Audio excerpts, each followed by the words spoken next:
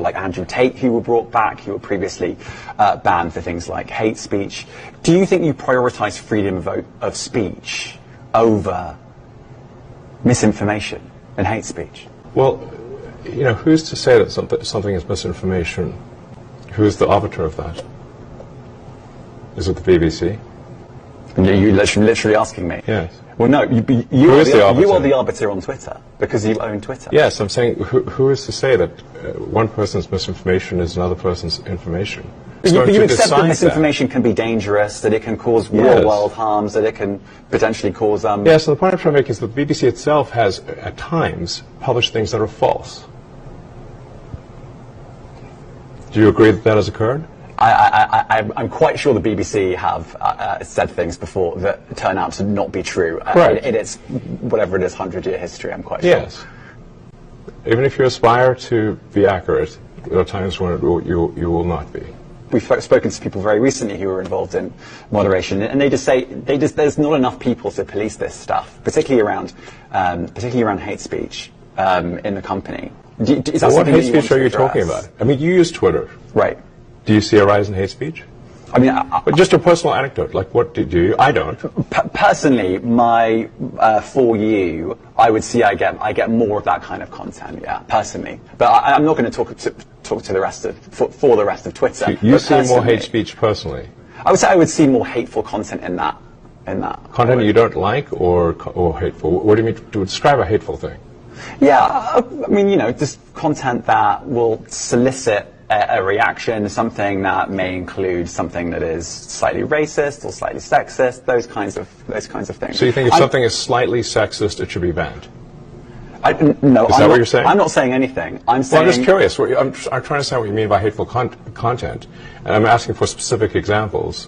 And you just said that if something is slightly sexist, that's hateful content. Does that mean that it should be banned? Well, you've asked me whether my feed, whether it's got less or more. I'd say it's got slightly more. That's why I'm asking for examples. Can you name one example? I honestly don't use. Honestly, I you don't. Can't name a single example. I'll tell you why. Because I don't actually use that for you feed anymore. Because I just don't particularly like it. But you said actually, a lot of people are quite similar. I only look at hang on a second. my You said you've seen more hateful content, but you can't name a single example, not even one. I'm not sure I've used that feed for the last 3 or 4 weeks. And then how did you see the hateful content? Because I've been using Twitter since you've taken it over for the last 6 months. Okay, so then you must have at some point seen for you hateful content. I'm asking for one example. Right. And you can't give a single one. And I'm saying I say so that you don't know what you're talking about. Really? Yes, because you can't give me a single example of hateful content, not even one tweet, and yet you claimed that the hateful content was high. Well, that's false. No, what I claimed... You just lied. What I claimed was there are many organizations that say that kind of information is on the rise. Now, whether it has on my feed or not... I mean, right, and literally you can look at someone like the Strategic Dialogue Institute in the UK. They will say that. So look, people will say all sorts of nonsense. I'm literally asking for a single example, and you can't name one. Right, and as I've already said, I don't use that feed. But then how would you know? I don't think this is getting anywhere. You literally said you experienced more hateful content, and then couldn't name a single example. Right, and as I said, that's absurd. Wow. COVID misinformation. Amazing. You've changed the COVID misinformation. Has BBC changed its COVID misinformation? The BBC does not set the rules on Twitter, so I'm asking you. No, I'm talking about the BBC's misinformation about COVID.